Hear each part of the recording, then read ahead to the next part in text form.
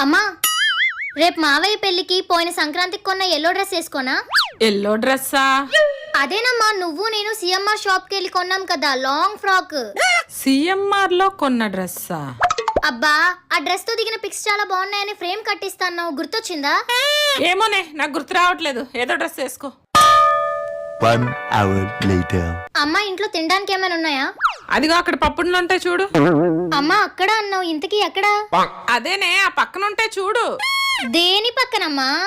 హే, వంటగది ఉందా? ఉంది. దాని పక్కన? దాని పక్కన ఉంటాయి చూడు. కరెక్ట్ గా చెప్పమ్మా. ఎంత అర్థమైనట్టు చెప్పినా అర్థం కదే మట్టి బుర్రా.